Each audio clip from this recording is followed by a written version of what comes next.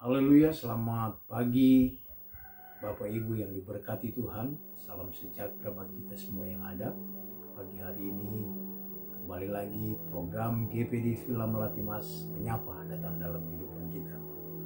Firman Allah saya ambil di dalam 2 Korintus pasal yang ke-5 ayatnya yang ke-7. Bunyi firman Allah seperti ini. Sebab hidup kami ini adalah hidup karena percaya, bukan karena melihat. Nah, ini merupakan satu ungkapan dari seorang Paulus. Paulus kita ketahui bahwa seorang murid Tuhan atau seorang rasul yang ditetapkan oleh Allah lewat apa? Lewat sinar kemuliaan Allah ketika dia mau memberantas atau mau menganiaya murid-murid Tuhan atau orang-orang percaya pada saat itu. Tetapi ketika dia berjumpa dengan Allah, ada suatu perubahan yang besar terjadi dalam kehidupannya. Dulu dia orang yang mengejar pengikut Yesus, tetapi dia menjadi seorang pengikut Yesus sebagai pengajar yang besar, seorang guru yang besar untuk mengajar siapa Yesus itu. Nah, di sini katakan bahwa sebab hidup kami ini adalah hidup karena percaya, bukan karena melihat.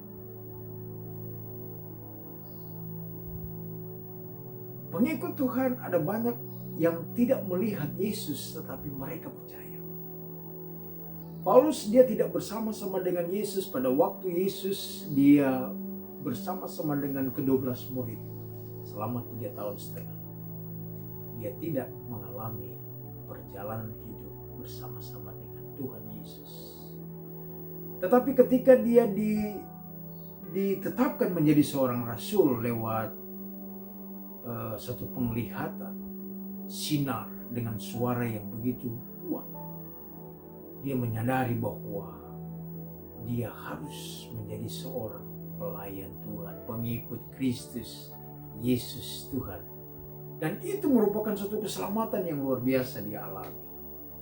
Dan untuk itu dia bertekad bahwa dia berkata dalam 2 Korintus pasal 5 ayat yang pertama dikatakan, karena kami tahu bahwa jika kemah tempat kediaman kita di bumi ini dibongkar, Allah telah menyediakan suatu tempat kediaman di sorga bagi kita, suatu tempat kediaman yang kekal yang tidak dibuat oleh tangan manusia.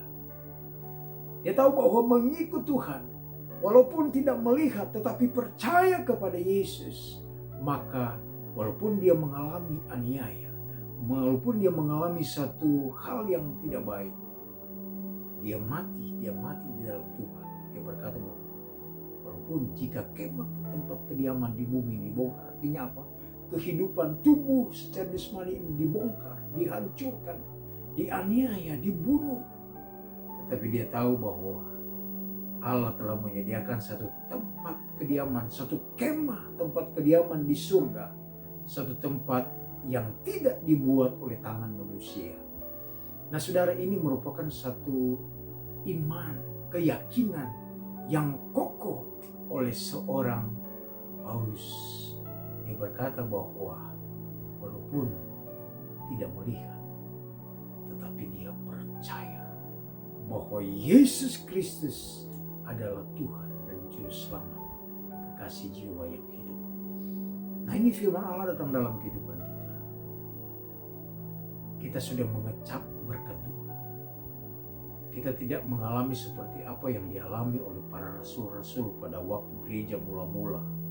Mereka mengalami tekanan hidup, mereka mengalami aniaya besar. Tetapi ingat satu hal, bahwa mereka kuat, mereka jalani, mereka nikmati pahitnya hidup itu pada saat itu.